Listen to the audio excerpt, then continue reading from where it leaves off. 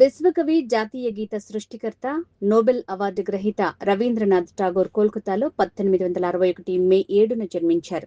దేవేంద్రనాథ్ ఠాగూర్ తల్లి శారదాదేవిల 14వ సంతానం. రవీంద్రుని బాల్యం చాలా చోద్యంగా గడిచింది.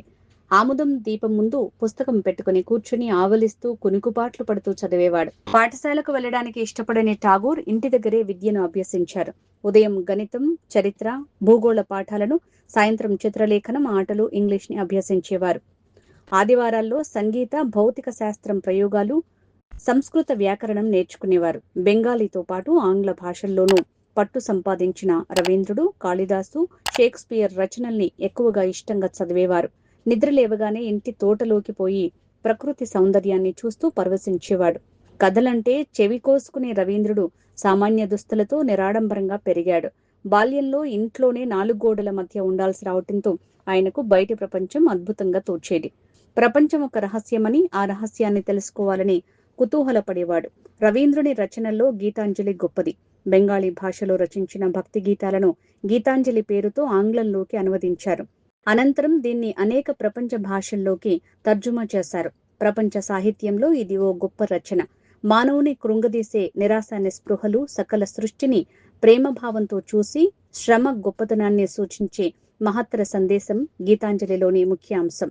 ఈ రచనకే 1913 సాహిత్యంలో నోబెల్ బహుమతి లభించింది. విశ్వకవి అనే బిరుదును సాధించి పెట్టింది. అంతేకాదు నోబెల్ పొందిన తొలి భారతీయుడిగానే కాదు, ఆసియాలోనే తొలి వ్యక్తిగా రికార్డులకెక్కారు. గ్రామాభ్యుదయమే దేశ అభ్యుదయమని భావించిన రవీంద్రుడు శ్రీనికేతాన్ని నెలకొల్పి గ్రామ పునర్నిర్మాణానికి ఎంతో కృషి చేశారు. మొదట వాల్మీకి ప్రతిభ అనే నాటకాన్ని రచించిన విశ్వకవి తర్వాత అనేక నాటకాలు రాశారు. రవీంద్రుడి కలం నుంచి జాలువారిన చిత్రాంగద నాటకం ఆయనకు మంచి పేరు తెచ్చింది. ప్రకృతి ప్రతీక అనే నాటకంలో ప్రపంచాన్ని విడిచిపెట్టిన సన్యాసి కథను వర్ణించారు. శరదోత్సవ్, ముక్తధార, నటిర్ పూజ మొదలగు అనేక నాటకాలను విశ్వకవి రచించారు. మతాలు వేరైనా పరస్పర స్నేహంతో కలిసిమెలిసి ఉండాలనే సాంఘిక ప్రయోజనం, సందేశమిళితమైన గోరా నవల రవీంద్రుని కీర్తిని మరింత ఇనుమడింపజేసింది. రవీంద్రుడు రాసిన జనగణమనను జాతీయ గీతంగా ప్రకటించే ముందు వందే మాతరం, జనగణమనలపై దేనిని ప్రకటించాలని సుదీర్ఘ చర్చ, తర్జనపర్జన జరిగాయి. అంతిమంగా రవీంద్రుడి జనగణనదే పైచేయి అయింది. దీంతో రాజ్యాంగ సభ కమిటీ అధ్యక్షుడు బాబు రాజేంద్ర ప్రసాద్ 1950 జనవరి 24న జనగణమనను జాతీయ గీతంగా, వందే మాతరాన్ని జాతీయ గేయంగా ప్రకటించాడు.